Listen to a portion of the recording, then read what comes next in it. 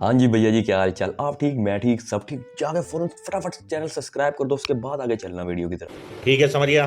की शुरुआत होती है जी एक हवाई जहाज है जिसमें एक लड़का बैठा जहर के ऊपर मरने की घटिया एक्टिंग करता हुआ साफ पता लग रहा है कि ये चमोद रहा है कौम को। गजब टोपीबाज आदमी। लेकिन वो जो भी होता है वो अपने मकसद में कामयाब हो जाता है, जिसके बाद वो अपने एक दोस्त को बताता है कि जी मुझे हमारे तीसरे दोस्त के बारे में पता लग गया, चलो आओ चलें और उसको मिलें। ठीक है जी। वो जो चमूदू जो घटिया एक्टिंग कर रहा था उसका नाम होता है फरहान, और जो उसका चमूदू दोस्त होता है उसका नाम होता है राजू रस्तोगी, जो कि अपने एक दोस्त रणछोड़ दास चामलचाल चांचड़ को ढूंढ रहे हैं। पता नहीं पूरे इंडिया के अंदर ही कहीं ना कहीं जलीलो ख्वार होते रहे हैं। इसी असना के अंदर उनको एक और उनका पुराना दोस्त मिलता है जो कि उनको बताता है कि जी मुझे पता है कि वो कहाँ रहता है। अच्छा।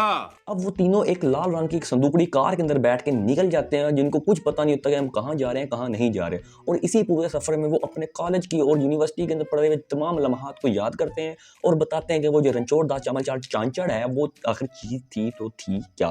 ठीक है। पूरी मूवी के अंदर रणछोड़ दास चामल दास चांचड़ को रैंचो के नाम से याद किया गया। अब हम बात करते हैं उस रैंचो के बारे में। रैंचो जी यूनिवर्सिटी के पहले दिन आता है जब सब लोग अपनी तशरीफ की सलामियां अपने सीनियर्स को पेश कर रहे थे और उनको कह रहे थे जी ठप्पा लगाओ।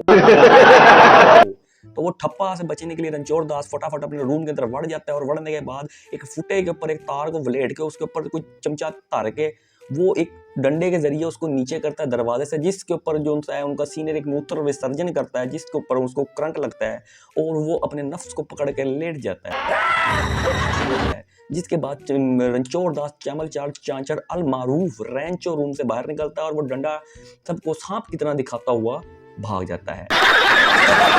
उसका ये कारनामा देखकर जो फरहान गैंडा है वो उसके साथ दोस्ती जारी लगाने की कुछ कोशिश करता है कि किसी तरह इसके रूम के अंदर मैं एंट्री मार दूं, और होता भी इसी तरह ही है। लेकिन जो उनका दोस्त होता है राजू रस्तोगी, वो एक बेचारा मस्कीन घर का स्ट्रगलिंग करने वाला बॉय, वो चाहता है कि मैं बड़ा होकर एक इंजीनियर बनूं जिससे मैं अपने घर वालों की कफालत कर सकूं और उनको सपोर्ट कर सकूं, तो क्यों ना मैं पढ़ लूं थोड़ा। लेकिन उसके बेचारे के नसीब हरे हुए होते हैं और उसके जो नसीब होते हैं वो इंतहाई फुद्दू होते हैं, क्योंकि वो नस्ली नलायक और खानदानी बेगैरत इंसान था।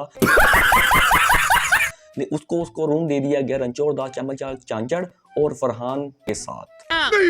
कुछ वक्त तक तो वो एक साथ ही गुजारते हैं, लेकिन जो सा रणछोड़ दास चामलदास चांचड़ है ना, वो अपनी यकियों की वजह से ना, वो जो राजू रस्तोगी उसको पढ़ाई में करता था शदीद डिस्टर्ब, जिसकी वजह से राजू रस्तोगी ने अपना रूम चेंज कर लिया। वो कर लिया उसने अपने इस गवांड के अंदर एक लड़का होता था जिसका नाम था चतुर। चतुर का काम ये था कि उसने पढ़ते वक्त इतना पादना कि अगले की नाक के अंदर से नक्सीर फूट जाए और उसकी जो सी टुई है उसके अंदर से फुवारे निकलने लग जाए। और वो जो चतुर है वो जी इंतहाई चतुर और रटेबाज है, जिसका काम सिर्फ किताबों के साथ दोस्ती जारी है। उसको कोई सरोकार नहीं कि उसने क्या करना है क्या नहीं करना, उसने सिर्फ पढ़ना है। और अगर वो देखे कि मैं पढ़ के टॉप नहीं कर पा रहा हूँ तो उसने रात को वाहियात किस्म के रसाले अपने यार दोस्तों के रूम में चिस्पा करके उनको गंदे आरे लगा के खुद पूरी रात बैठकर पढ़कर टॉप करना है। शाबाश बेटा, बहुत बढ़िया मुन्ना। लेकिन इसी असना के अंदर वो बेचारा हर दफा एग्जाम्स के अंदर सेकंड पोजीशन पे आता था, क्योंकि जो पहली पोजीशन पे आता था वो था रणछोड़ दास चामलचाल चांचड़। खैर जो भी नाम है यार, तो बोलने में बड़ा मुश्किल है। इन शॉर्ट रैंचो। बड़ा हरामी हो बेटा।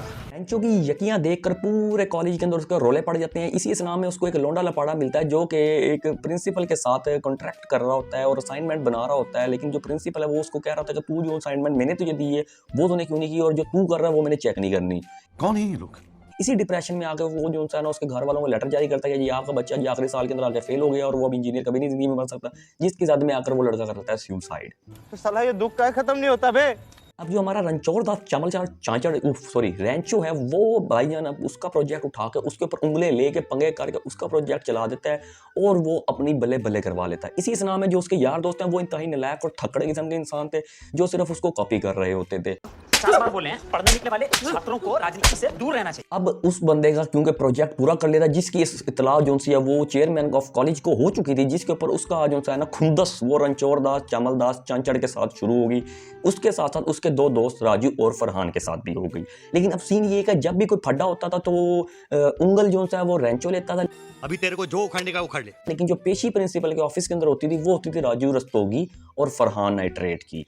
सीन ऐसे चल रहा है कि वो जो प्रिंसिपल है ना वो कहता था कि पढ़ो लिखो और बनो नवाब, लेकिन रणछोड़ दास चामल दास चांचड़ कहता था कि पढ़ो लिखोगे तो हो जाओगे खराब, खेलो कूदोगे तो बनोगे नवाब। देखा आपने लापरवाही का नतीजा है। एक फड्डा होता है, दो फड्डे होते हैं, तीसरा फड्डा होता है और फड्डे होते रहते हैं, जिसके ऊपर रेंचो को तो कोई कुछ नहीं कहता, लेकिन जो राजू और फरहान है इनकी बार बार पेशी होती है, जिसके अंदर जो है वो जो प्रिंसिपल होता है वो कहता है कि जी तुम अपनी अपनी सैलरी चेक करो, रेंचो के प्यो की सैलरी चेक करो, वो एक अमीर बाप का रट होगा बच्चा और तुम एक सड़क छाप गंदी नाली है कीड़े हो जिनकी सिर्फ महीने की 2500 और 25,000 रुपये तनख्वाह है और तुम लोग मुकाबले उस रेंचो के साथ कर रहे हो, इसलिए बदे का पुत्र बनो। इस बात को जो दिल पे ले गया राजू, वो उसने तीसरे माले से कूद कर अपने हड्डियां बाएं तोड़वा ली, इसको उठाकर रेंचो लेके गया हॉस्पिटल। अब सीन ये चल रहा है कि जो वो रेंचो जो है ना वो जो प्रिंसिपल की बच्ची है उसके इश्क में मुब्तला हो गया और उसको हर हरबा लगा के फंसाने की कोशिश कर रहा है, लेकिन वो बच्ची है कि वो बड़ी सख्त हुई हुई है। लेकिन जब वो राजू को हॉस्पिटल ले जाते हैं तो बच्ची वहां जाके पिघल जाती है और वो रेंचो के इश्क के अंदर मुब्तला हो जाती है। सही खेल गया बैन। जहाँ से उसकी केमिस्ट्री चलती है। इसी इस्लाम में जो बच्ची होती है उसका भी एक फियांसे होता है जिसका काम होता है सिर्फ महंगी महंगी चीजें खरीदना और महंगी महंगी चीजें पहनाना बच्ची को। बच्ची की रेंचो कहता है कि भाई तेरा जेड़ा बंदा है ना ये बड़ा कोई विच लैनी दा ते एदे तोरों बच ते ये सिर्फ पैसों का पीर है और इन्हें कोई गल कोई नहीं आउंदी ते तू मेरे नाल सेटिंग वैटिंग कर, मैं बड़ा सीधा साफ जिहा बंदा। और फिर एक दिन इनकी सटकी भी होती है, ये चले जाते हैं अपने प्रिंसिपल के घर, उसके बुए पे जाके मूत्र रहे होते हैं और जो उनका रेंचो है वो ऊपर अपनी माशूक को मिलने गया होता है जो कि इनडायरेक्टली उसको चुम्मी पप्पी करने का सीन होता है, लेकिन वो असल में उसकी बहन निकल आती है जिस वजह से वो डर जाते हैं और वो भाग जाते हैं, लेकिन जो उनका उस्ताद होता है वो उनको देख लेता है। और फिर सीन ये होता है कि एक और सीन होता है कि उसके अंदर वो जो रेंचो वो भूखा होता है, वो कहता है रोटी का कहाँ से जुगाड़ किया जाए, और वो रोटी खाने के सीन के अंदर वो एक ब्याह के अंदर बढ़ता है, जबकि वो ब्याह होता है उस बच्ची का जिसको वो मिलने गया होता है उसकी बड़ी बहन का। क्या बोला तूने? भी सीन सारे चल रहे होते हैं तो फरहान जो सतना अपनी मेमोरी से बाहर आता है तो पता लगता है वो दोबारा अपनी गाड़ी के अंदर आ गए जो कि राजू रस्तोगी ड्राइव कर रहा है। राजू रस्तोगी साहब ड्राइव करते करते उसे पूछते हैं कि रेंचो के घर का पता, वो कहता है जी नहीं पता। Well done. फिर वो चतुर को उठाते हैं, चतुर रामलिंगन जो सा होता है वो उनको बताता है कि जी नहीं जी वो तो जी बहुत दूर बैठा है, मेरी फुंदुक वैंगडू के साथ मीटिंग है, मैं उसको जाके बताना चाहता हूँ कि देख मैं कितना आगे निकल गया, तू कितना पीछे रह गया है। ये वजह उसने तब हुई थी जब उसने रेंचो ने इस चतुर की स्क्रिप्ट के अंदर चेंजिंग करके इसको पूरे कॉलेज के सामने मुतवा दिया था, चुमवा दिया था, चमोद दिया था, जिसका बदला लेने के लिए उसने उसको छत पे बुलाया और उस पर डेट लिख दी 5 सितंबर की, जहां उसने बताया कि आज से तू और मेरी ट्रेन अलग अलग है, 20 साल बाद मिलेंगे, जो कि ये बताएगा कि तू आगे निकला या मैं आगे निकला। इस नाम में वो रेंचो जो है उसको मिलने जा रहे होते हैं उसके तीनों दोस्त, लेकिन जब उनको रास्ते में जाकर याद आता है कि रेंचो की एक बच्ची भी होती थी जिसको वो छोड़ के चला गया था, उस बच्ची के जाकर उन्होंने पता किया तो उसका ब्याह हो रहा था, वो भी उस फियांसे के साथ जो मैंने अभी आपको पहले बताया है। अब वो मंडप भी उस फियांसे के साथ अपना तोड़ के भाग जाती है, सिर्फ क्या ये रेंचो का पता करना है जिसका उसको ये भी नहीं पता कि उसका शादी हुई भी है या नहीं हुई। जब वो गाड़ी में बैठते तो उसको रियलाइज होता है, वो पूछती है कि रेंचो ने शादी कर ली, तो उसके यार दोस्त कहते हैं कि हमें भी नहीं पता क्योंकि 20 साल गुजर चुके हैं, हम रेंचो से मिले ही नहीं है, लिहाजा हम जाकर देखते हैं कि उसकी शादी हुई है या नहीं हुई। कुछ भी।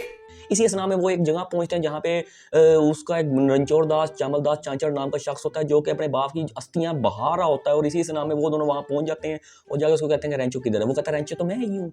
क्या फोटो शोटो भी देखते हैं तो उसमें भी रेंचो वही होता है। तो वो कहता है हम तेरे बाप की अस्थियों को उठा के फेंक देंगे नाले के अंदर, तू हमें बता के असल रेंचो कहाँ पे है। वो कहते हैं जी उसका नाम रेंचो नहीं, उसका नाम फुंदुक वैंगडू है और वो फलानी फलानी जगह पर बैठा है, जाकर तुम फिर लो। कल सुबह पनवेल निकलना है। इसी असना के अंदर वो पूरा इंडिया फिरते हैं, तो फिरते फिरते वो वापस उसी जगह पे चले जाते हैं जहाँ से उन्होंने जर्नी स्टार्ट की और वहाँ पे उसको मिलता है रेंचो। अब रेंचो वहाँ पे खड़ा होता है, वो मास्टर जी होते हैं वहाँ के बच्चों को पढ़ा चढ़ा रहे होते हैं, और जो उसका अपना चतुर रामलिंगन है वो उसको जाके बताता है देख चोई मैं कितना आगे हूँ, तू कितना पीछे रह गया है। जली ना तेरी भी जली ना। और इतने में इसी असना के अंदर जो सी है वो बच्ची निकलती है और वो कहती है जी ये रेंचो तू बड़ा बेगैरत किस्म का आदमी है, तू मुझे ऐसे रड़े के पेपर छोड़ गया था, मेरी सिर्फ शादी होते होते रह गई, सिर्फ मैं तेरे लिए भाग के आई हूँ अपनी शादी तोड़ के। तो एक घटिया सी पप्पी होती है जिसको देख के बंदे का वैसे ही बीपी लो हो जाए।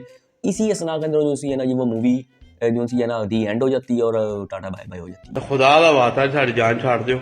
पूरी मूवी ये डिराइव करी होती है कि जी सक्सेस के पीछे मत भागो, काबिलियत के पीछे भागो, सक्सेस झक मार के तुम्हारे पीछे आ जाएगी, कोई सीधा काम करने की जरूरत नहीं, सिर्फ अच्छा काम करो ताकि सीधे काम खुद ब खुद होते रहेंगे। भैया रियलिटी के अंदर ये कुछ भी नहीं है, आपको मेहनत करनी पड़ेगी, आपको कंपटीशन लड़ना पड़ेगा, आपको सब कुछ करना पड़ेगा अगर आपने कामयाब होना। अगर आप कहना जी मुफ्त का जुगाड़ करके कोई कामयाब हो जाएगा तो भाईजान ये सीन ही कोई नहीं है। हाँ, क्योंकि ये जो बातें जो सी उसने हमें मूवी के अंदर बताई है हमने सुनने के लिए अच्छी लगती हैं और हम अपनी गलतियों को छुपाने के लिए ये बातें करते हैं, जिस वजह से हमें ये मूवी बहुत ज़्यादा अच्छी लगी है। अदरवाइज ऐसा जिस मूवी के अंदर कोई रियलिटी नहीं, सिर्फ फिक्शन है कि ऐसे कर लो तो ऐसे हो जाएगा, ऐसे कर लो तो वैसे हो जाएगा, और ऑल इज़ वेल वाला सीन है ना भाईजान, ये झूठी है, मैंने बहुत दफ़ा करके देखा। डिप्रेशन और एंग्जाइटी कोई नहीं काम होती भाईजान, वो अपना जब तक जो आपका टारगेट है ना, जब तक वो पूरा नहीं होगा वो नहीं काम होएगी। तो सीन सिर्फ मूवी एंजॉय करने के लिए और डायलॉग्स के लिए और जो है ना अपना टाइम पास करने के लिए बेहतरीन है, बाकी अदरवाइज इसको आप अपनी ज़िंदगी में अप्लाई करके देख लो, कख भी नहीं होना। अब तक के लिए इतनी काफ़ी, मिलते हैं फिर अगली किसी वीडियो में, तब तक के लिए bye bye. Thanks. Love you. Forever.